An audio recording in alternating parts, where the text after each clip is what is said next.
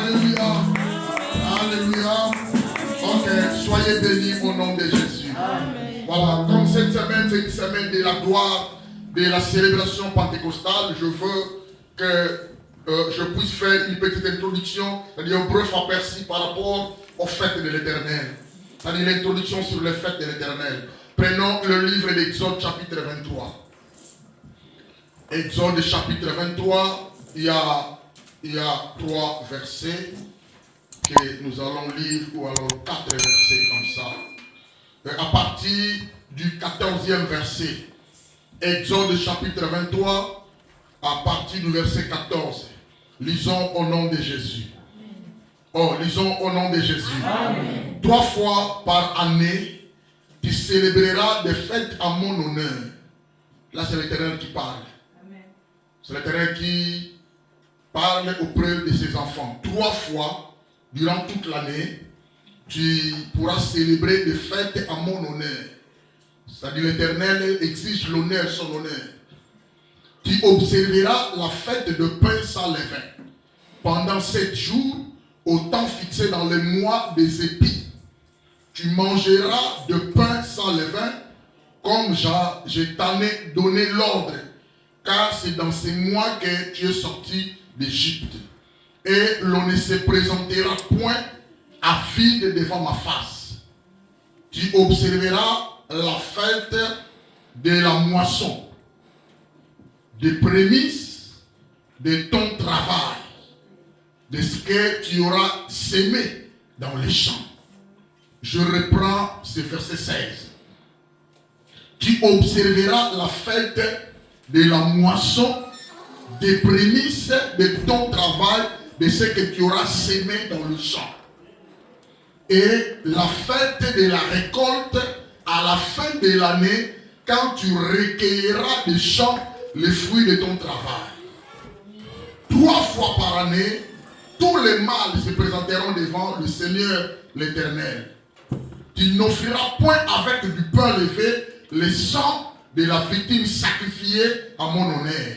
Et sa graisse ne sera point gardée pendant la nuit jusqu'au matin. Amen. Amen. Voilà. Donc c'est par là que le Seigneur nous montre qu'on est en train de parler à ce qui concerne les fêtes de l'Éternel, c'est-à-dire les fêtes au pluriel. J'attire votre attention. On n'est pas venu ici pour jouer. On n'est pas venu ici pour blaguer. On n'est pas venu ici pour perdre le temps. On est venu parce que le Seigneur nous a appelés. On est venu parce que celui qui nous a appelés, c'est un responsable. Nous devons magnifier aussi la maturité de notre responsabilité vis-à-vis de ces dieux. On est venu ici parce que le Seigneur a besoin des hommes à côté de lui. On est venu ici parce que le Seigneur mérite l'adoration. C'est lui qui nous a créés. On est venu ici parce que le Seigneur nous donne l'orientation. Le Seigneur nous exige ce que nous devons être en face de lui parce qu'il est Dieu. Voilà, donc c'est pourquoi je vous ai dit que je vais faire une petite introduction par rapport à ce qui concerne les fêtes de l'Éternel, parce qu'on a passé la Pâque, on fait la fête de la Pentecôte cette semaine, et à la fin de l'année, on fera encore une autre fête qu'on appelle la fête des récoltes. Voilà, donc c'est l'Éternel qui exige le fête. Ce ne sont pas des fêtes de mariage. Pas non. Ce sont des fêtes à l'honneur de l'Éternel. Ce ne sont pas des fêtes des anniversaires.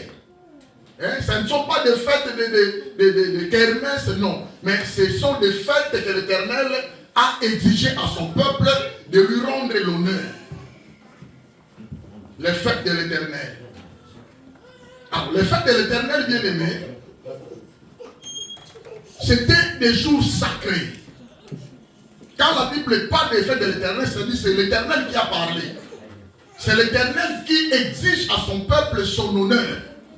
Dieu veut être honoré auprès de son peuple. Dieu a besoin de l'honneur que le peuple lui rend culte qui lui est dû. Que le peuple lui rend l'hommage, l'honneur, l'adoration qui lui est due parce qu'il est Dieu. Quelqu'un me comprend? Amen.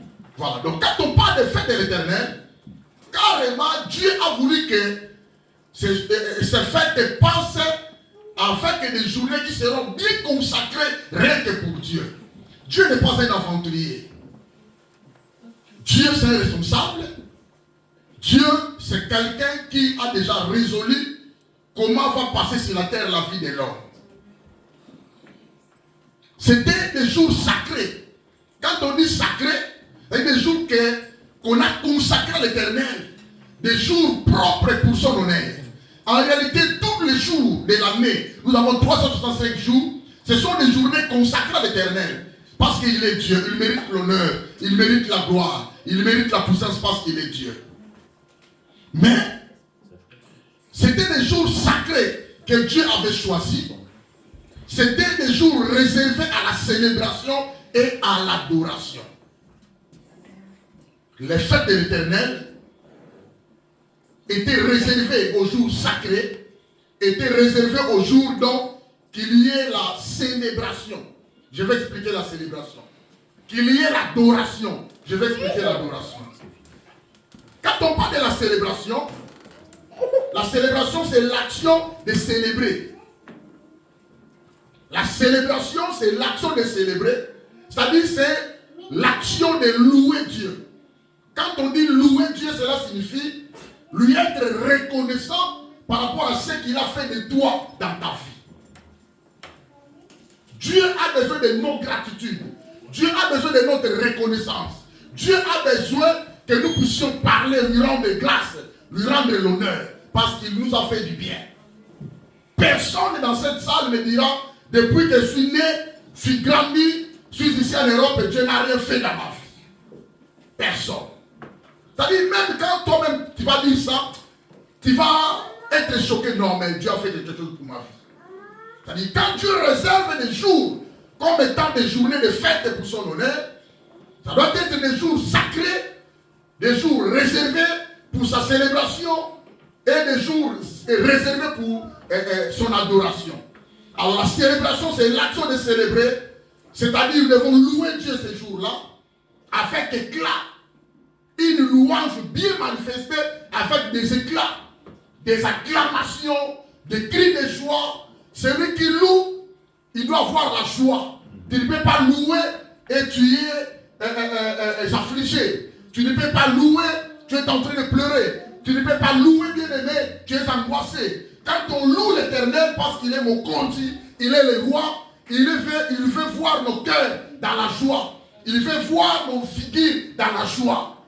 C'est la célébration. Imagine-toi, bien-aimé, dans un mariage que tu étais parti en Paris, ou dans un mariage qu'on a parlé, ou que dans ton famille, toute la nuit, on famille, sans coller, sans comme la sans cobine. On a eu bio. C'est l'argent, et là, on a l'argent à la bateau. On a place à l'ONG. Et nous avons ça, je suis chrétien. À Tabatien, il y a un pays, peut-être qu'il y a un peu de calabobine. À évidence, en routine. Sur la évidence, on a mais Dieu nous exige cela aussi. Si vraiment nous avons été baptisés du Saint-Esprit, nous avons un ensemble, mais l'Éternel nous exige la célébration pour son honneur. Nous devons louer Dieu avec éclat, nous devons publier avec éloges. On fait des éloges des musiciens, on fait des éloges des grands prêtres, on fait des éloges. Dieu nous exige aussi que nous puissions faire son éloge. Ton tombeau laïe, ton santo laïe, ton éto laïe avec des cris de joie. C'est quelqu'un me comprend. C'est ça la célébration. Et nous devons faire la fête. La célébration passe carrément avec la fête. Dans la célébration, on mange, on boit, on danse et on célèbre vraiment. C'est ça la fête. Alléluia. C'était des jours sacrés, c'était des jours réservés à la célébration et à l'adoration. Dieu a besoin de notre adoration. L'adoration, c'est l'action d'adorer Dieu. L'adoration, c'est l'action d'honorer Dieu. L'adoration, c'est l'action de lui rendre culte par rapport à ce qui lui est dit. Il est Dieu. Il reste Dieu. Il mérite d'être Dieu. Il est le Dieu tout-puissant. C'est pourquoi je vous avais dit, regarde un peu derrière là où tu es venu. 10 ans après, tu étais comment? 15 ans après, tu étais comment? 10 ans après, 15 ans après, comment était ta vie? Tu avais quelle dimension de vie? Quelle nature de vie? Mais aujourd'hui, bien aimé, Dieu t'a fait du bien. Ah, il mérite l'adoration. Alléluia. C'est-à-dire, en ce qui concerne le fait de l'Éternel, elle nous enseigne les choses suivantes. Il y a 3 choses que j'ai essayé de mettre en place. Il y a 3 choses que Dieu nous enseigne. D'abord, la manière dont Dieu agissait avec son peuple de l'ancienne alliance. Parce que nous n'étions pas là. Nous sommes nés, nous sommes rencontrés, la parole a été déjà écrite, inspirée par lui-même Dieu, et nous suivons, nous observons la parole de Dieu. C'est-à-dire, Dieu veut nous faire voir la manière dont il agissait, la manière dont il s'est manifesté dans l'ancienne alliance. Et deuxièmement, quand on parle de fait de l'Éternel, on doit l'observer parce que ce que Dieu désire, ce que Dieu désirait qu'il s'accomplisse aujourd'hui. Dieu avait pensé à la rédemption. Les desseins de Dieu étaient la rédemption pour son peuple. C'est pourquoi Dieu a réalisé et ces images-là, ces actions-là, ces événements-là pour pouvoir être accomplis aujourd'hui. Dans toutes les fêtes de l'Éternel, il y a 3 dimensions. Il y a la dimension du passé et historique, il y a la dimension de l'accomplissement prophétique et il y a la dimension personnelle aujourd'hui, pour la vie de tout un chacun de nous. Alléluia. C'est comme ça, la Pâque bien aimée, il y a l'histoire passée, l'aspect passé de la Pâque, il y a l'accomplissement prophétique de la Pâque et il y a l'accomplissement personnel de la vie de tout un chacun de nous. Amen. De même pour la fête de la célébration pentecôtale. Alors, 3e élément, Dieu voulait nous enseigner la manière dont il agira pour eux dans le futur. C'est-à-dire, Dieu réalisait ce fait dans l'ancienne alliance pour pouvoir démontrer au peuple la manière dont moi, Dieu, je vais agir au futur. Alléluia. Amen. Alors, prenons maintenant Lévitique chapitre 23. On a fait la lecture en Exode, chapitre 23, à partir du 14e verset jusque-là. Alors, prenons maintenant Lévitique 23. Là, ça va nous aider à expliquer quelques fêtes de l'Éternel que nous pouvons célébrer comme étant des enfants de Dieu. Voilà, donc dans Lévitique chapitre 23, à partir du verset 2, la Bible dit ceci. Parle aux enfants d'Israël et tu leur diras, les fêtes de l'Éternel que vous publierez seront des saintes convocations. Voici quelles sont mes fêtes. Le Seigneur va maintenant donner les genres de fêtes que les Israélites pouvaient célébrer. Déjà à partir du verset 2, nous allons remarquer que c'est l'Éternel qui parle. L'Éternel s'adresse à Moïse. Parle aux enfants d'Israël. Parce que Moïse qui était choisi comme étant le leader. Parle aux enfants d'Israël et tu leur diras, les fêtes de l'Éternel que vous publierez seront des saintes convocations. C'est-à-dire, on est en face des choses spirituelles de Dieu. On est en face des réalités de la divinité de Dieu. C'est pourquoi je vous avais dit au début, on ne vient pas ici pour blaguer, pour jouer, sinon chacun reste chez soi. C'est-à-dire quand on vient ici, parce que le Seigneur nous a appelés, et le Seigneur nous a placés devant lui pour pouvoir travailler, avoir des responsabilités vis-à-vis de ses affaires.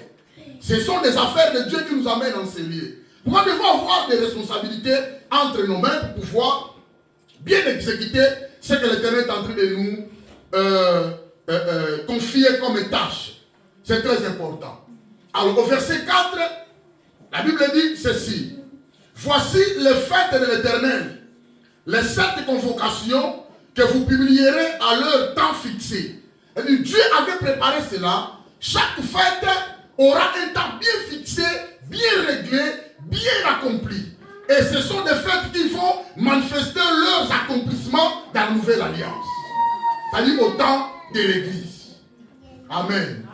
Le Seigneur a bien préparé, a bien réalisé ces choses afin qu'il y ait l'accomplissement exact de ce que le Seigneur nous a donné comme fête de l'Éternel. Alors, donc bien aimé, comme ces fêtes étaient des jours sacrés, c'était des fêtes réservées à la célébration, à l'adoration de l'Éternel, je vous avais dit, elles symbolisaient deux choses. dans toutes les fêtes de l'Éternel, cela symbolisait deux choses. Première chose, c'est de la rédemption, selon les pensées, on dit le dessein éternel de Dieu, et deuxièmement, la consécration. Les fêtes de l'Éternel, la fête des Pâques, la fête des Pentecôtes, la fête des récoltes, tout ça, symbolisaient la rédemption premièrement, deuxièmement, la consécration. Personne ne peut être consacré s'il n'est pas racheté. Alors quand on parle de la rédemption, démontra qu'Israël et tout ce qu'il possédait appartenait au Seigneur. C'est-à-dire tout ce que nous en avons aujourd'hui, tout ce que nous en avons, nos biens, nos voitures, l'argent, tout ce que nous en avons, nos maisons, appartiennent à Dieu. Amen. Amen. Il faut marcher avec cette pensée. Ah, ma maison que je paye là, c'est une maison de Dieu. C'est-à-dire qu'il faut qu'il y ait des choses de Dieu dans la maison de Dieu. Ah, mes habits que je vais porter pour ne pas attrister les autres personnes, pour ne pas n'habiter sur le bakou, mes habits doivent être bons parce que ce sont des habits qui peuvent glorifier Dieu. Quelqu'un me comprend?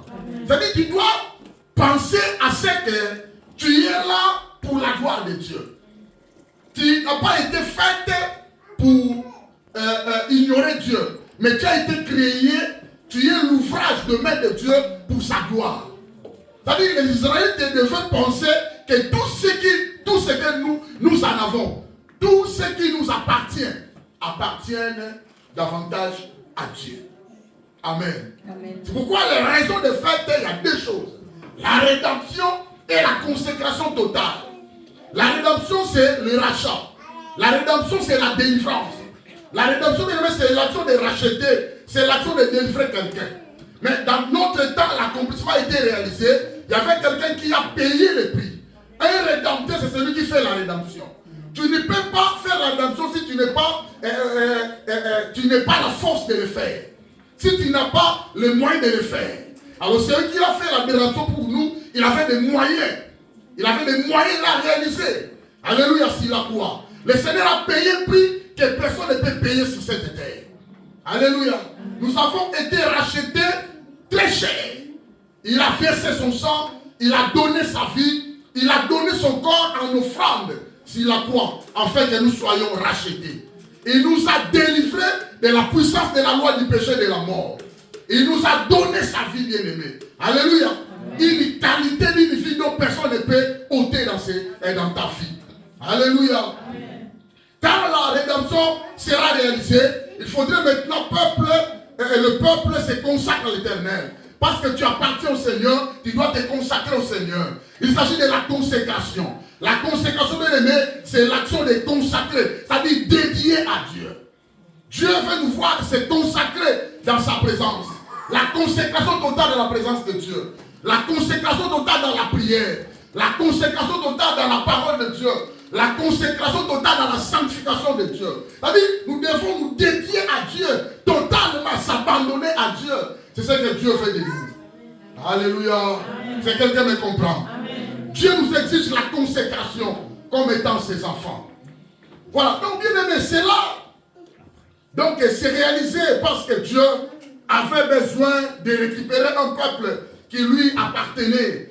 Toutes ces fêtes, bien aimé, étaient des occasions de réjouissance. Ce n'était pas des occasions de pleurer. Il y avait seulement une seule occasion. Le jour des fêtes et des expiations. Parce que c'était le jour dont les pardons du péché devaient tomber. Le pardon dans la vie des peuples. Alors maintenant le peuple est gêné. L'expression de jeûne et prière dans l'ancienne alliance. Et cette expression mawa. Cette expression passi. Là ce n'est pas la réjouissance. Que chacun pleure pour son péché. Alléluia. Et dans l'ancienne alliance, il faudrait que le souverain sacrificateur commence d'abord par offrir à Dieu pour ses péchés, si Maria ou Pita et pas un peuple. Alléluia. L'accomplissement a été réalisé, gloire soit rendue à Dieu. Le jour de grande expiation a été réalisé sur la croix. Amen. Nos péchés ont été effacés. La Bible dit, en lui Jésus, nous avons la rédemption par son sang et le pardon de nos péchés selon la richesse de sa grâce. Alléluia. C'est par là que nous avons été promis. Nous avons eu l'élévation, la promotion, d'aller tout droit maintenant vers Dieu, que chacun de nous pénètre la présence de Dieu pour pouvoir demander ce qu'il fait devant son Dieu. Alléluia. Donc c'était des fêtes qui étaient des occasions de réjouissance. Sauf les jours des expiations comme je vous avais dit. Alors donc c'était comme ça. Alors, il y avait 3 saisons selon Exode que nous venons de lire, chapitre 23.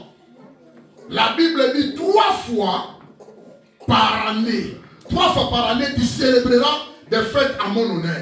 C'est-à-dire, vous allez remarquer, il y a 3 saisons. Dans toute l'année, il y avait 3 grandes saisons. 3 grandes saisons distinctes que l'Éternel ordonna et qui devaient être observées chaque année par les enfants d'Israël. Alléluia. Exode chapitre 23, verset 14.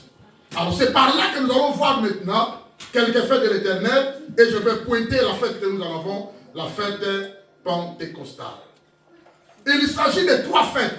Première fête, c'est la fête de pain sans levain. Exode chapitre 23, verset 15. Tu observeras la fête des pains sans levain pendant 7 jours au temps fixé dans le mois des épis. Tu mangeras des pains sans levain comme je t'en ai donné l'ordre, car c'est dans ces mois que tu es sorti d'Égypte. Est-ce que quelqu'un comprend quelque chose ici? Vous avez compris quelque chose ici? Quelqu'un a compris? On reprend le verset Yoka Verso. Tu observeras la fête des pains sans levain. C'est ça la première fête. Hein? Le pain sans levain. Tu vas le célébrer pendant 7 jours. Au temps fixé dans le mois des épis.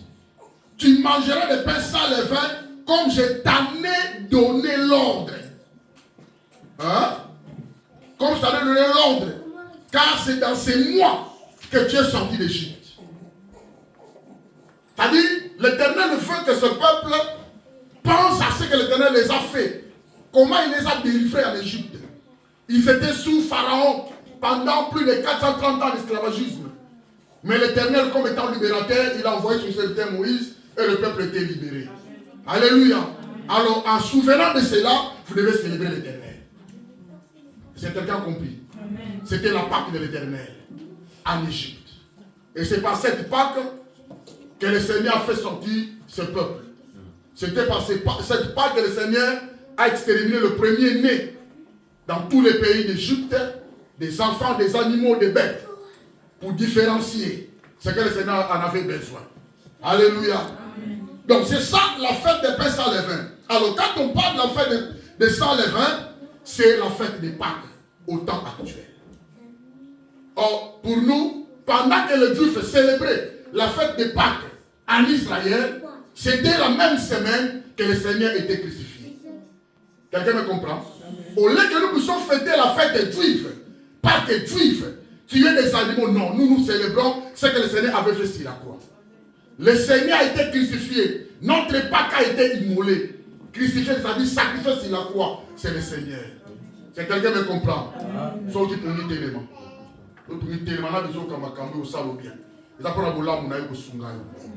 Amen. Voilà. Deuxième fête maintenant. Donc comprenez que quand on dit la fête des pains sans levain, et la fête, il y a Pâques. Pour nous actuellement, nous célébrons la fête des Pâques parce que nous pensons de ce que le Seigneur a fait sur nous, sur la croix.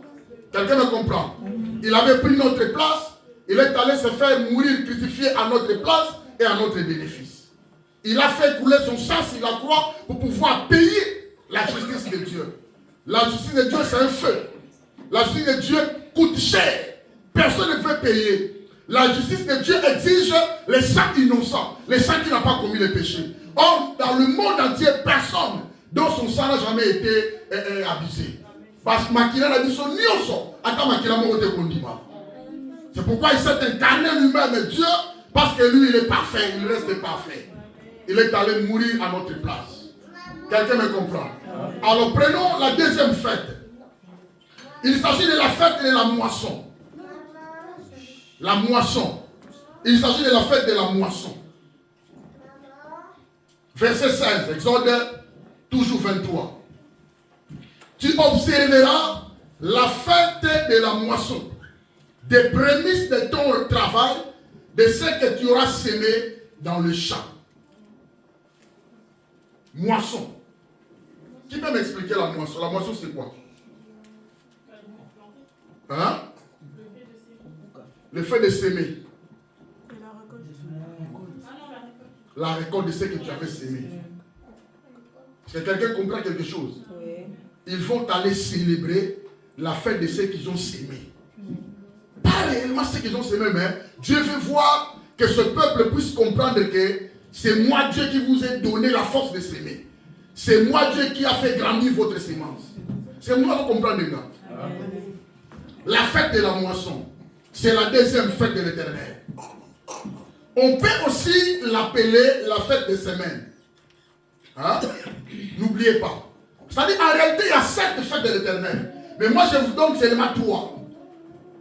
Parce que dans cette fête de moisson, il y a aussi 2 fêtes qui sont incluses là-dedans. N'expliquons pas. Mais je veux que vous puissiez comprendre la fête des moissons. Et l'autre aussi est appelée la fête des semaines. Par contre, on a une fête des semaines. Aussi, on peut l'appeler la fête de Pentecôte. Quelqu'un me comprend? Donc, 3 combos de Kanganuan. Retenez sa main. On commence par la fête des moissons parce que nous sommes dans l'Ancien Testament. Quand nous allons pénétrer la Nouvelle Alliance, le Nouveau Testament, on parle maintenant de la Pentecôte. Je vais expliquer maintenant. C'est-à-dire, elle est aussi appelée la fête des semaines, Exode 34, 22, ou alors le jour de la Pentecôte, Lévitique 23, 15. Dans notre temps, Actes apôtres chapitre 2, verset 1er. Quelqu'un me comprend? Alors, la Pentecôte, c'est la fête célébrée 50 jours après la Pâque, en réalité, pour nous. Alors, la Pentecôte était la deuxième fête la plus importante de l'année juive, pour les Juifs, parce que l'annonce a été faite aux Juifs. Aux Juifs, pardon. Donc, voilà.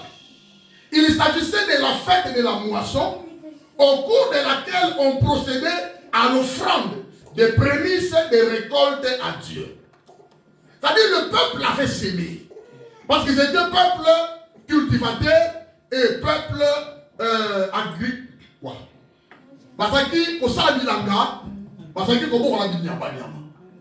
Ce sont 2 richesses que l'Éternel avait confiées à ce peuple, données à ce peuple pour leur survivre. Amen. Ils s'aimaient, ils étaient des cultivateurs et ils faisaient aussi paître les brebis. Les élévateurs. Alléluia. Voilà. Donc, c'est ce que Dieu avait voulu penser, que vous devez prendre la première récolte de ce que vous avez sémé. Récolte à l'émotion, ce qui est beau. Et ça, il a dit noter. Quelqu'un me comprend? Ça, c'est ça. Vous allez amener la prémisse. Prémisse, c'est-à-dire première offrande, premier salaire, premier jour, hein, premier élément, première occasion. Il va bien la prémisse. Dans ta vie, il ne faut pas rater les prémices.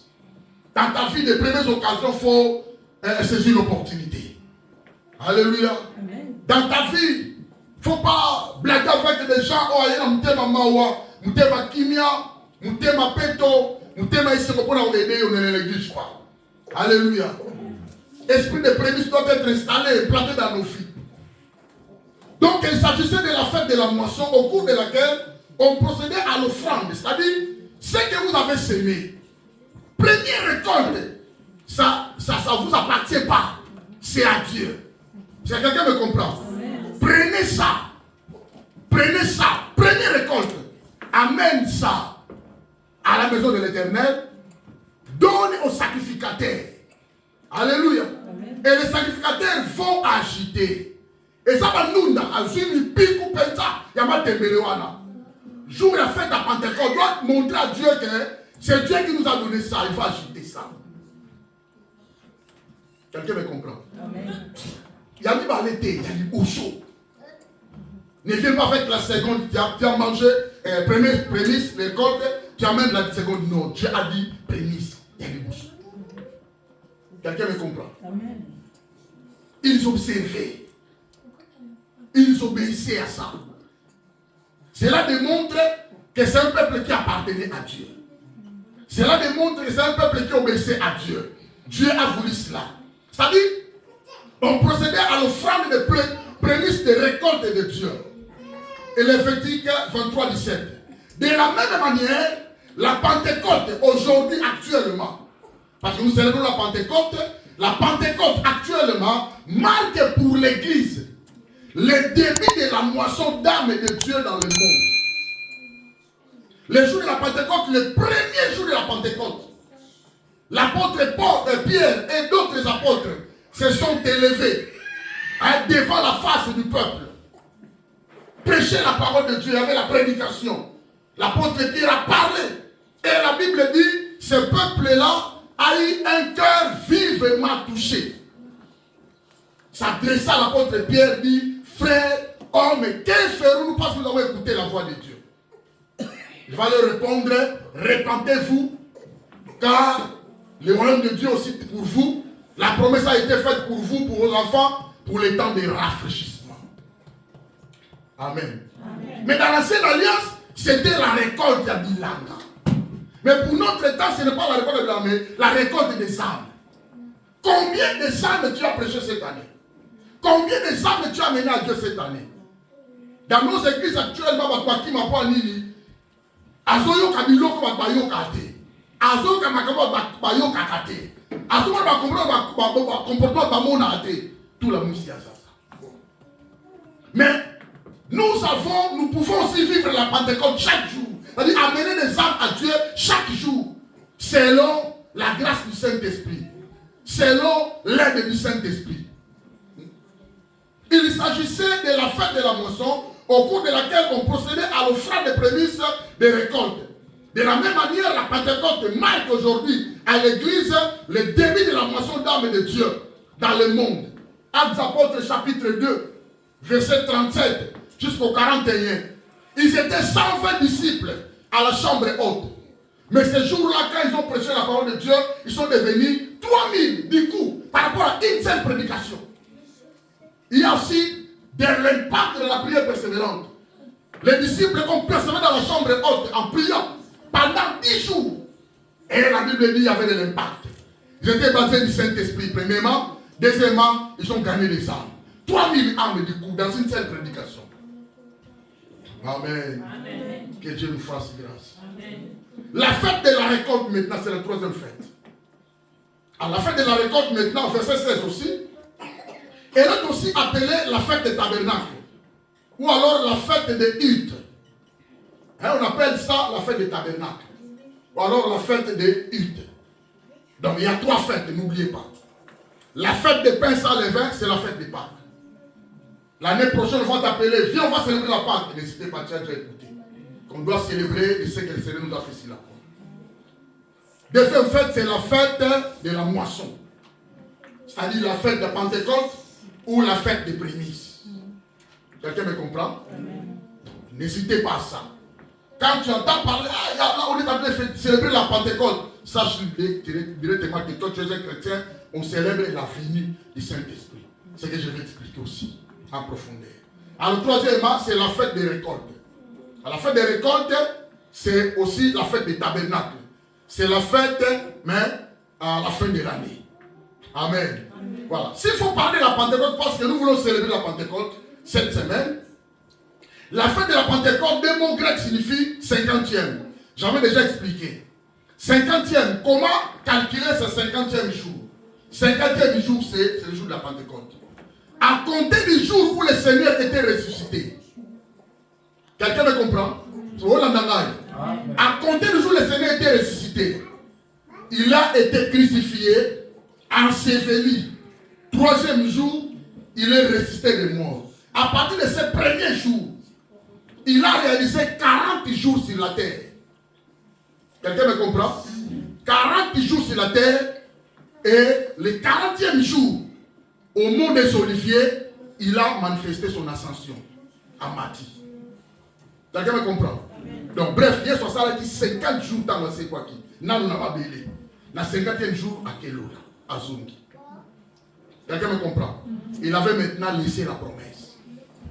Que vous pensez aller se rassembler dans un endroit. Je vous enverrai ce que mon Père vous a promis. C'est-à-dire le Saint-Esprit. Quelqu'un me comprend? Alors, 40 jours de son apparition sur la terre, il est allé. Ceux qui se sont allés maintenant persévérer dans la chambre haute, étaient 120. Amen. Ils ont fait 10 jours. Premier jour, deuxième jour, troisième jour, quatrième, au 10e jour, bien aimé. Ils étaient baptisés du Saint-Esprit dans une dimension terrible. Directement, ils sont sortis. Retraite paisible. Amen. Donc 40 jours de la passion du Seigneur depuis sa résurrection jusqu'à ce qu'il est monté au ciel, plus 10 journées des disciples dans la chambre haute, totalise 50. C'est-à-dire la 50e jour. Et ça lundi prochain, l'obité. Quelqu'un me comprend? Là, c'est la fête des Pentecôtes. Dimanche le 19, nous allons célébrer. Amen. Quelqu'un me comprend?